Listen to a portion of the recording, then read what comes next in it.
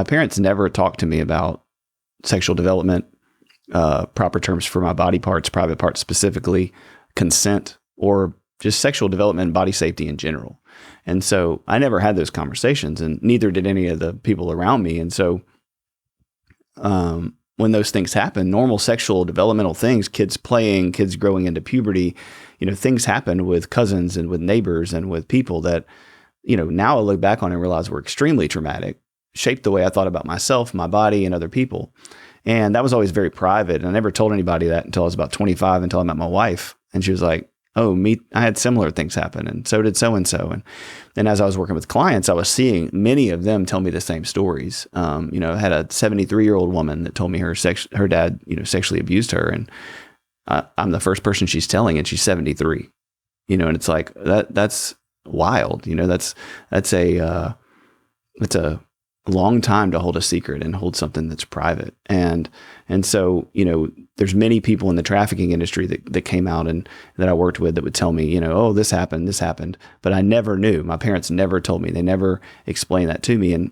And it's not to blame parents. Many parents today listen to this. Maybe they haven't. Maybe you felt a little shame or anxiety whenever you heard it, like, oh man, I'm not having these conversations. Meaning the conversations with their kids, my daughter, about, this isn't, it's not a made up name. That's your vagina, and nobody else can touch it, and no one else can see it. Right. Where do we start?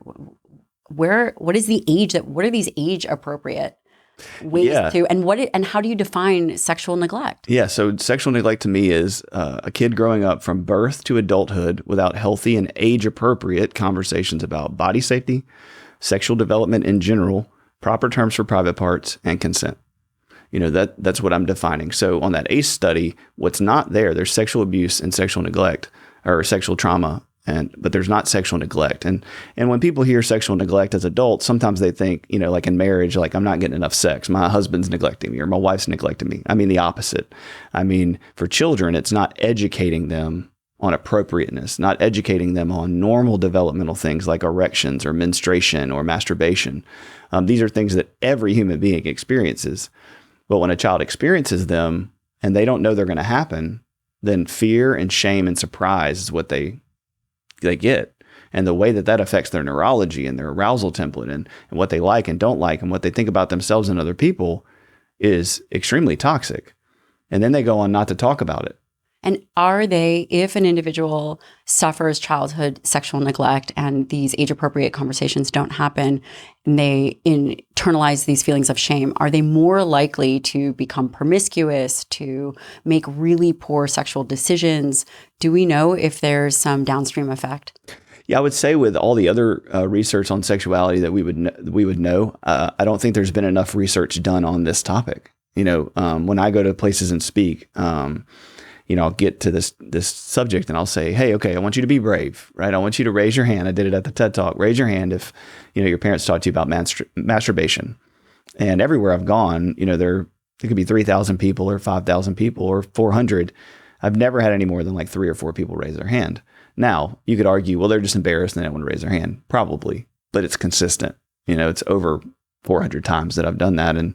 And in my personal life and in my clinical life. And then when I talk to other therapists, and we were talking about this before, but just this morning I was eating breakfast and my waiter came up and he was asking me what I do and, what are you doing today? And I told him I was coming on your podcast. And so if you're listening, man, hey. And you better be listening. That's right. And so he was like, well, what are you working on? I said, well, my book cover, I'm writing a book and it's coming out. And he asked me the title and I told him. And what's the title? Building Better Bridges, a guidebook to having difficult conversations that can save our kids.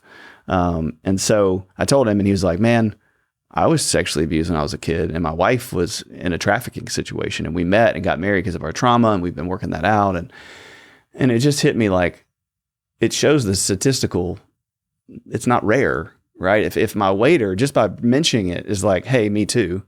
And everywhere that I go and have these conversations, and that's been the feedback that I've had, right? Is that when I start to have this conversation with anybody, I'll be at coffee with a pastor and I'll say, here's what sexual neglect is. And they're like, wait, that happened to me when I was 8. I didn't know that was trauma. Like I just thought everybody went through that, or I didn't even remember that happened. And that's just happened time and time again. And so that's what kind of formed trying to figure out the definition.